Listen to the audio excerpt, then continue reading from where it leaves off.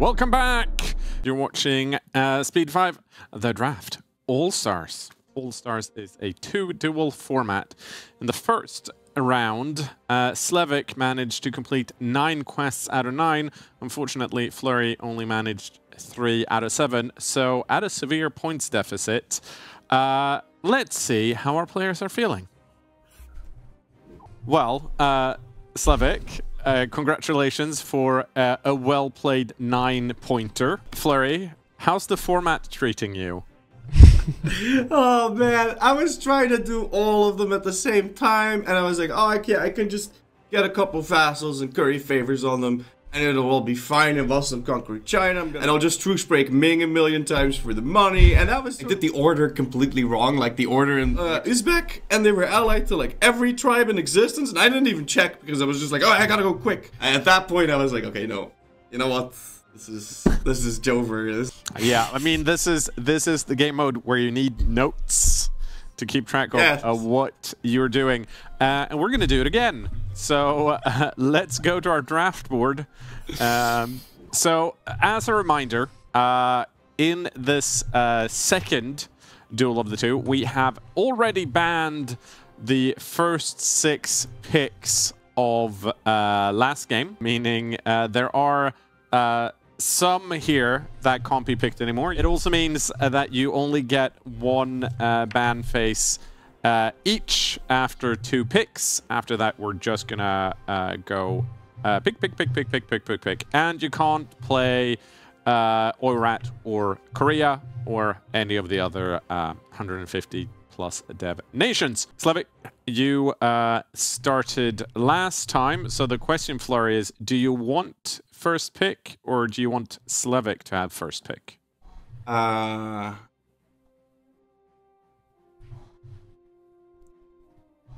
want Zlewikk to have the first pick. Okay, sure. That means Zlewikk, you get to pick first again. I'll take challenge 15, 2 sets of 8 matching promises. Flurry, what would you like? Have an estate gain 100 influence. And we're back to Zlewikk. It's gonna be challenge S14, have 3 vassal integrations running at the same time. Flurry, what would you like? Number 5, convert to extra-continental religion. And we're at the ban phase. Zlewikk, what would you like to ban? I will go for 90 devastation in your capital. Flurry, what would you like to ban? The 50 trait node value one. And we're done with bans, so we are back to picks. Zlewikk, what would you like? Challenge number 16, have the most sailors globally. Flurry, what would you like? Oh, is that a lean back? I was going to pick that move. Yes. Okay. Have 30 heavy ships. Zlewikk. Challenge S13, Alan Trust with 2 nations. Flurry. A 4th pick, perhaps? Complete 4 age objectives. And we're back to Zlewikk. I will go for 25 nationalists. Now we're back to Flurry. You have so many good thinking faces. Do you know that, Flurry? Or do I? Number S6. Have 2 of your starting rivals cease to exist. Zlewikk. It's gonna be violently take a core of an ally from a core holder. Flurry. Form 2 tags. We go back to Zlewikk. No, that's gonna be, I don't know. Complete 7 missions and 3 subject missions. Flurry. S19. Own land in 3 continents. Zlewikk, do you want more? Yes. It's gonna be 100 prestige and 100 legitimacy. And that is your 8th pick. Flurry. An 8th pick, perhaps? Have to, right? Because theoretically, he has to now completely fail, and I have to sweep. Yeah, you kind of have to do the reverse of what happened in the first duel. Otherwise, I'm just playing to lose, right? Like, yeah. How many am I on? 1, 2, 3, 4, 5, 6, 7. You're on 7, so you need at least 2 to come up to 9. Win a coalition war. Zlewikk, do you want more?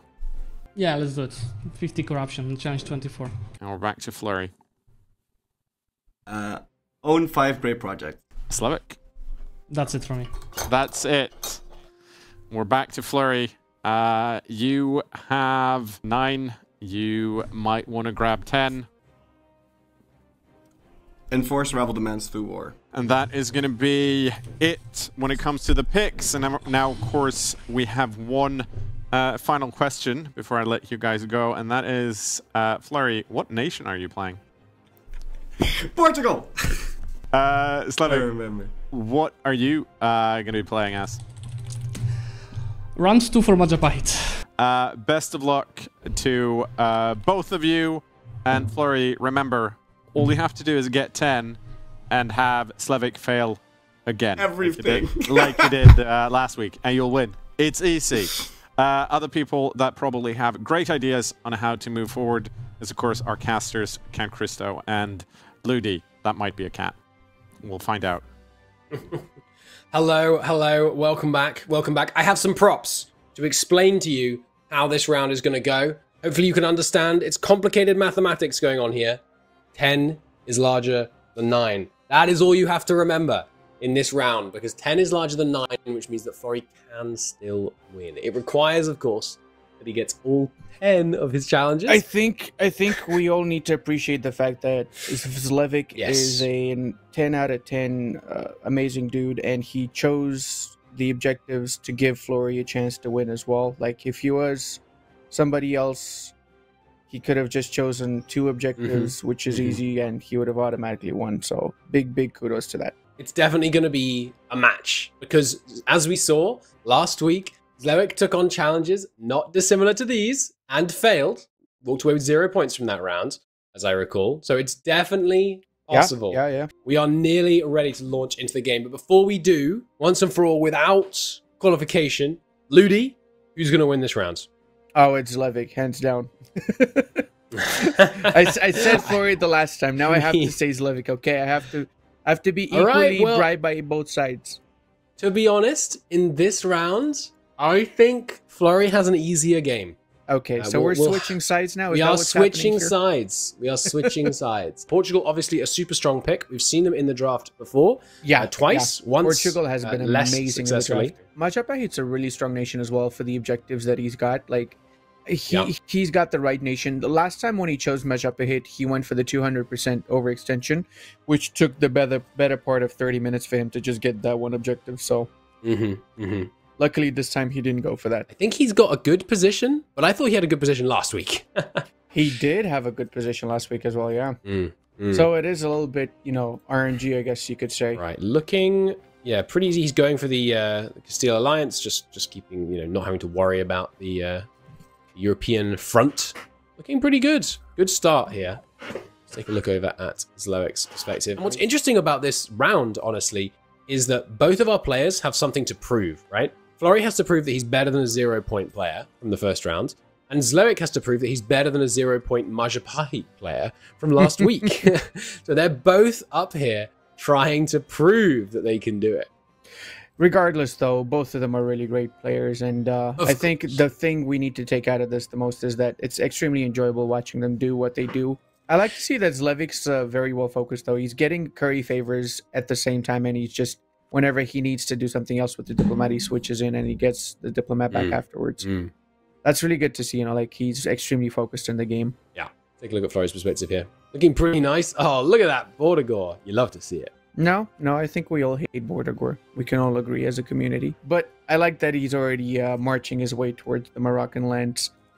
And he's got Castile on his side, so I'm guessing that is a war against Granada, I'm guessing? No, Morocco is the primary... Oh, no, you're right. Morocco is the primary target. What goes on in the mind of a Flurry at a moment like this? Which, let's take a look at the challenges here. The difficulties that Flurry are going to face here is, first off, win a coalition war. This one is way more difficult than it seems, because you need to be able to create a coalition of just the right size, which does form, which you can still beat. And it's tricky. If you're playing, if you're able to pause... And do you know what I think he's going to struggle with the most? What? Something that's going to surprise you and everybody else in chat. 5 great projects. Yeah, it's a good point. I wasn't thinking of it. It's extremely we've seen expensive. In the past people that picked up 5 great projects, right? within 1 hour. I mean, it seems fairly straightforward, right? Having the money and the upgrade time and everything, it's not as easy as you might think. Yeah, so going from level 0 to level 1, if you want to do it instantly, costs 2,000 ducats. So at minimum, if you're needing to skip upgrade time, which you tend to because it takes a long time, that costs 10,000 ducats. Right? That's a lot of money. That's a lot of mones. And I think we've seen Florry has managed struggle with this in the past. Yeah, he definitely did. He definitely did. All right, let's take a look over at Zlewikk's perspective here. Looking fairly solid. Hasn't had too many problems. He's cranking the influence on his merchant guilds. Looks like he's trying to get rid of the starting disaster. That can be a little bit of a pain to deal with. There you go. He's already gotten 2 of the 3 missions he needs to do. Nice. In order to get rid of the disaster, then he just needs to do a couple more for his vassals, and he's got 1 objective done. Looking fairly solid for Zlewikk here, but with 20 minutes gone, I mean, let's take a review of Zlewick's quests here. 7 missions, he's on track. He hasn't started with corruption yet, and we're already 50 minutes in. I mean, I guess he could still did get it in less than 10 minutes. He did it in less than 10 minutes last time, mate. True. Prestige legitimacy is working his way over there. 100 trust with 2 nations. I saw him currying favors a few times, so he's got his eye on that one. 3 vassal integration shouldn't be an issue in a while after he's got years, I guess, passed. Sailors, he's only about 3,000 or 4,000 away from beating Ming, even before a potential Ming explosion. So that's not too bad, to be fair. Yeah. Very easy. Very easy. Then Ming's already at 10 mandates, so let's see what happens. Yeah. Like 2 sets of 8 matching terrain provinces. What do you reckon that's going to be? Should be pretty easy, right? He's got jungle. Grassland provinces, right? Yeah, I think he starts with 6. Let me check. Okay, yeah. 7 grasslands provinces, so he just needs 1 more grassland. Nice, nice. So grasslands and jungle would be extremely easy for him to get. The difficulty that Florry faces here, of course, is, and this may sound rather obvious, and it is, but it's not only that he needs Zlewikk to lose, right? He needs to win all 10 of these challenges completed to be able to succeed. I mean, yeah, it's going to be it's going to be really tough because, like, some of the objectives that he's got, like win a war against the coalition, is extremely time sensitive. Like you have to have a perfect game, perfect Florry, though, everything. Almost uniquely amongst EU4 players, Florry does, we saw obviously in the last one, things didn't quite go his way, but Florry has a degree of experience with speedrunning EU4, real-time speedrunning EU4, that almost no one else has. So he is in a good place to be able to handle these kind of super sensitive situations. We could well see him pull it out. It is going to be very close. This isn't going to be like the previous session in which Zlewikk finished with 10 minutes to go. This is I agree. Honestly, I think Zlewikk might have overfaced himself. What Zlewikk has done is very sportsmanlike, because as we pointed out, he could have taken 2 challenges and walked away with an almost guaranteed victory. He could have taken 50 corruption, 25 national unrest, done him in 15 minutes easy, walk away. Won. Even as Florry finished all of his objectives, Zlewikk would have had more points. So he has really pushed for it. It's looking solid so far. But I mean, 25 minutes gone and no challenges completed. A lot of Zlewick's challenges are kind of longer term. If Zlewikk gets no challenges completed, obviously he gets no points. If Florry gets 9 completed, he gets 7. 7? Do I need to bring out my post-it notes again? 7 is less than 9. Good eyes back on Florry's madness, though. Oh, that's unfortunate for him. Castile has taken a bunch of Moroccan land. You have to imagine that was not part of the game plan. Oh, Florry gave them the land? Okay, probably is part of the plan then. Thank you. Thank you, Lord Sarah in chat. Ooh, and Castile calling him in against Tripoli. Not ideal. I imagine he's not too excited about that. And here we go. Looks like Zlewikk has completed his first challenge. Finally taking a call and then ally done. Oh, nice. Wow. So he's got that province and he managed to ally up with the holder. Very nice. Very nice. It was one of the hardest objectives. It's also an interesting thing to point out. Look at this. We've got Zlewikk in 1462. Meanwhile, Florry is here in 59, playing a little bit faster over there. And we are seeing some missions come in here now. Zlewikk has 100 trust on 2 nations. Done. Pretty nice. Pretty nice. I feel like Zlewick's taking it a little bit more relaxed as well now, for sure. He knows he's got the upper edge, doesn't he? I feel like Florry's missions, well, some of them are easier, but some of them are very hard. He is converting. Yeah, here come the Abadi rebels. He's letting them sweep through. Of course, giving a bunch of land to Castile is helpful in terms of having its 2 starting rivals. 2 of his starting rivals cease to exist. Yeah, Florry playing quite slowly. I mean, look at this. We're in 63 now, relative to Zlewikk up here in 68. That's a significantly faster speed. I'm guessing there's a lot of brain power in those rooms that they're staying in. You probably smell the smoky brain. I mean, that was a nice strat we just saw from Zlewikk there as well. He's revoking and regranting Patronage of the Arts to grab the little prestige boost at the beginning. He is, of course, going for that 100 prestige, 100 legitimacy. Gonna be tricky, though. I mean, my honest prediction at this point is I think both players might walk away with a 0. I mean, Zlewikk, don't count him out. I think they might. I mean, looking at the challenges still on the board, there's so many challenges still on the board. But here we go. He's feeding land now to a subject to increase the amount of Ibadi relative dev that he have in his province. So that's going to be helping him out. Let's zoom in on Florry here. Pretty difficult position, honestly. There's the extra continental religion. Very nice. Oh, that was surprisingly fast. Well, he had to give up all but 2 provinces in Europe to get it done, which honestly puts him in a super bad position. Would we accept a restart in this particular position in that case? I mean, I don't think so. I did specifically say, you know, it's if your nation has got into like a devastatingly bad position, not if you've caused it. Like if you just you intentionally ruin your nation, so you can restart. That's not allowed because you could just, you know, hit the bankruptcy button, right? It needs to be played on from here, which is what it looks like he's you know, gearing up to do. Yeah. I'm guessing that war with the Mamluks is going to happen as well within this session, right? It's possible, but I think Florry is looking dangerous here. I mean, I'm not saying I don't believe. Be fair, 22 minutes, not too bad overall, considering he's done the tough one. Well, he's done the religious one, which I would say would have been the toughest one, right? Yeah.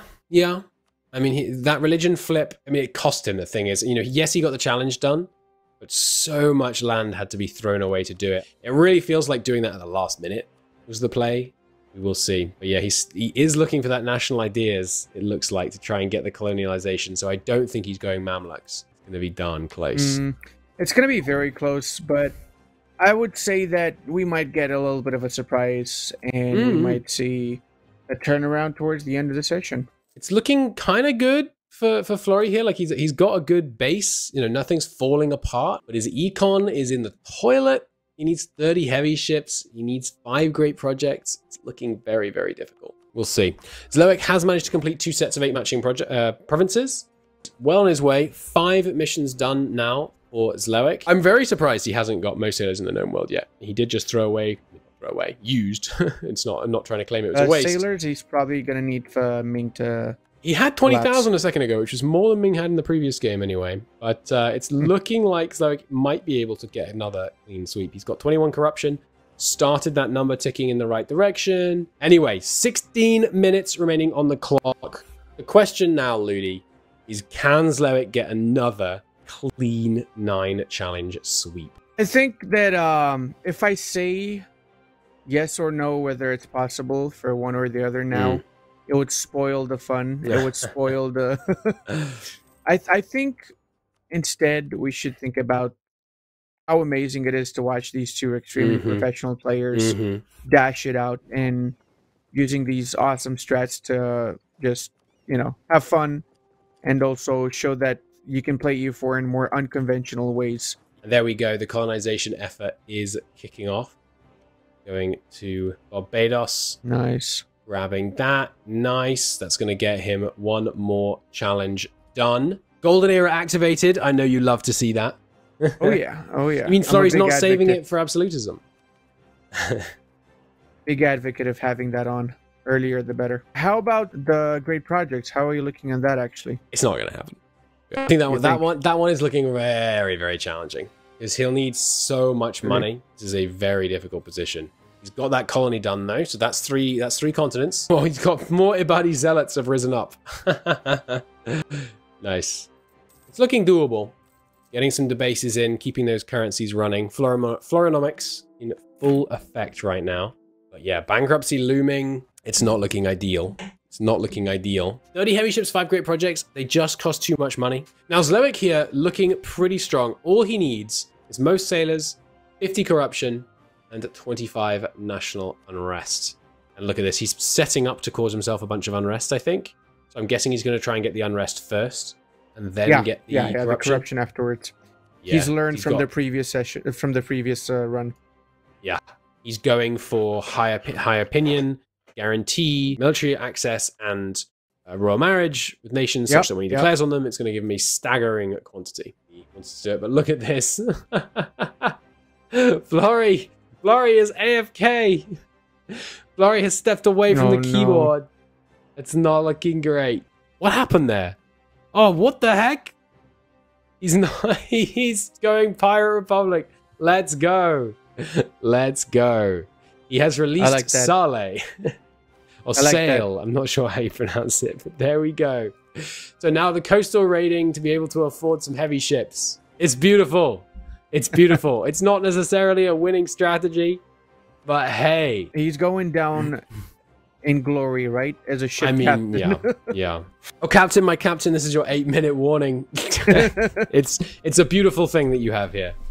I know. Let's check in with Zlewikk, give him his 8-minute warning. I meant to give him a 10-minute warning.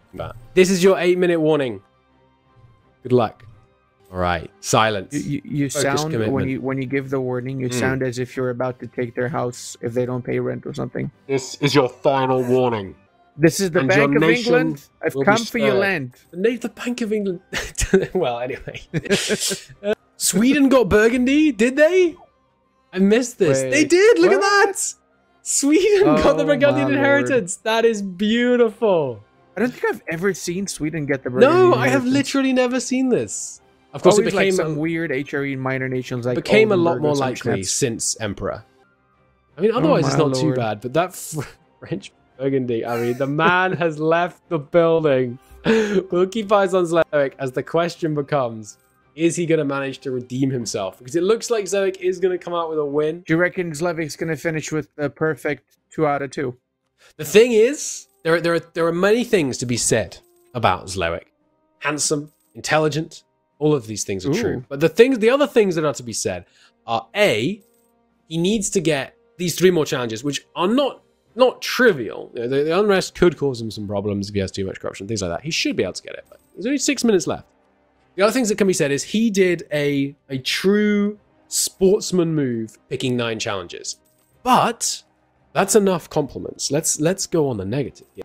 He's not getting a clean sweep here, even if he gets 9 both times. 9 is less than 10. You know, don't take this personally, but you remind me of my mom.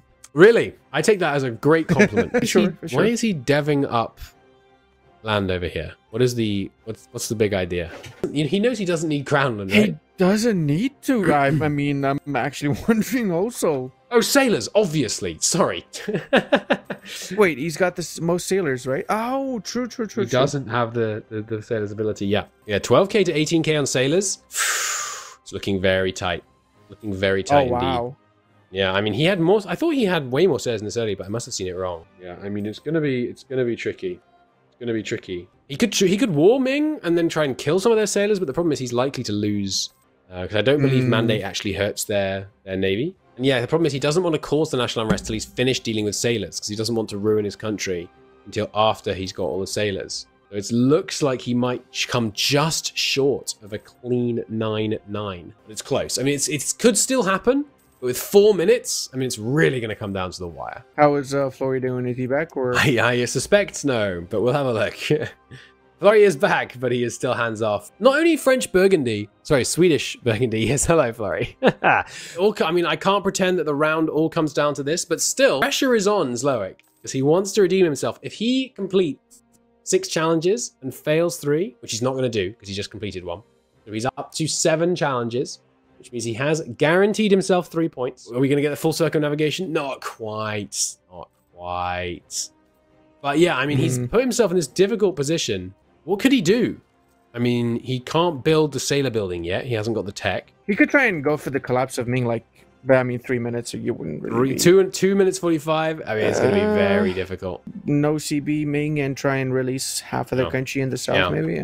It's not possible. But for now, the question is, can Zlewikk do this on sailors? And to be honest, it looks like he can't.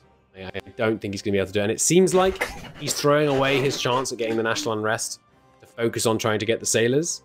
Are we going to think of the sailors' objective as a bait objective also from now on? Because it has happened a few times for players. Lady Saffron has proven that all it takes is cunning strategy.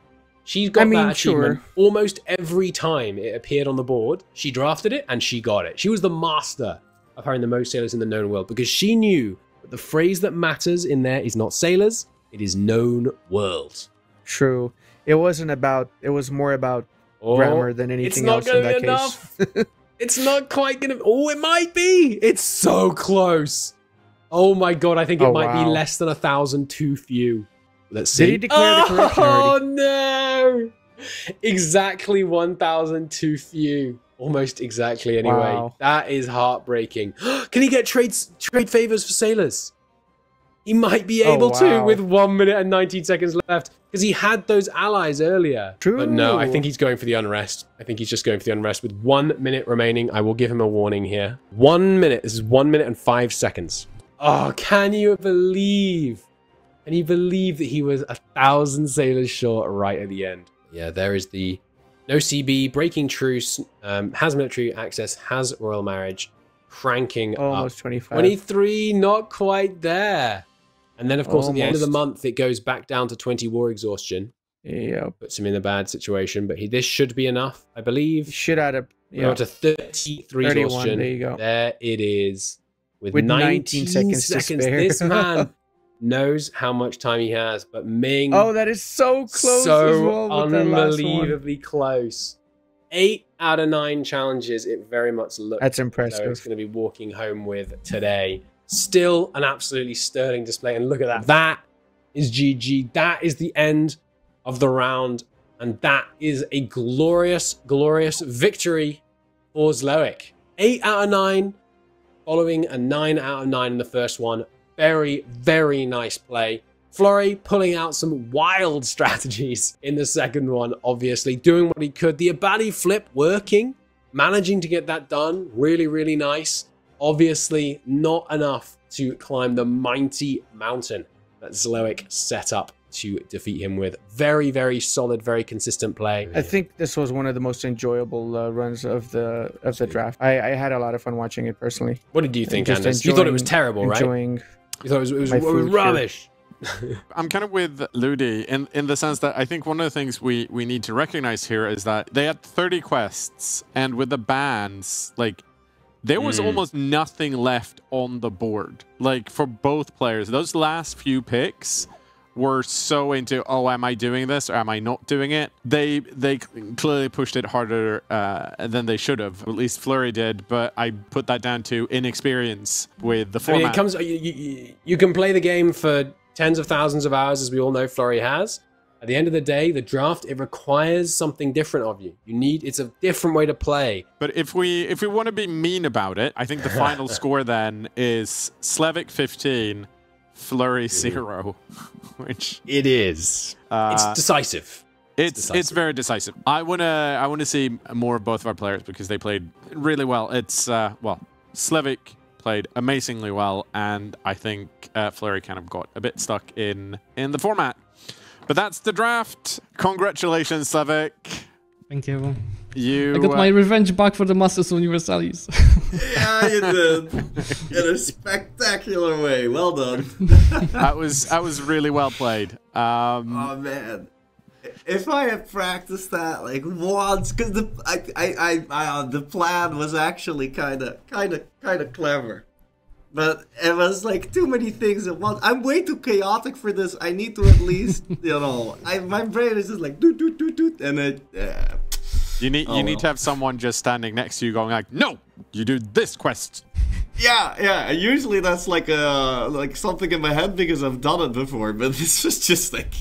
Yeah. Okay, whatever. Let's just quickly make a plan and just go. But no, it's like this is one of the things we get some feedback sometimes that this is very similar to Masters of Universalis, and I'm like, no, it's not. No, it's not. You have one objective. Go do this one thing, and then you focus on that one thing. I can do one thing at a time. I can't do 50. It's just. Zlewikk, I have to ask you, because you got 9 out of 9 in the first duel. You got 8 out of 9 this time around for the second one.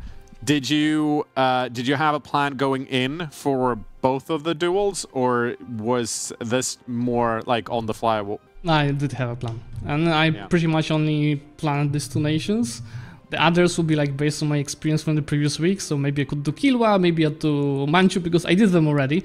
So I knew the opening moves. But for this, I just wanted to try something new, so Korea, and get my revenge for Majapahit from last week. I mean, it was a pleasure watching you both, and it was very intense. I hope you had fun, even though I'm sure it was extremely stressful, because that's how these usually go, especially when there's 2 in a row. I definitely want to do this again because I think it's so interesting, and man, I know I went bankrupt, right, and the whole country was on fire, but I was actually this close to getting all 9. Like I can talk for hours about this. I am happy to hear it. Well, once again, thank you guys so much for taking part in our All-Stars show. It was lovely watching you, and I'm sure we'll see both of you back here at Speed 5 at some point later in the year, because, you know, there's more EU4 stuff coming. Thank you. Congratulations, Zlewikk. Thanks. Well played. That's it. That's our show. Thank you guys so much for watching. I've been Knorr. You've been watching the Draft All-Stars. See you next week. Good night.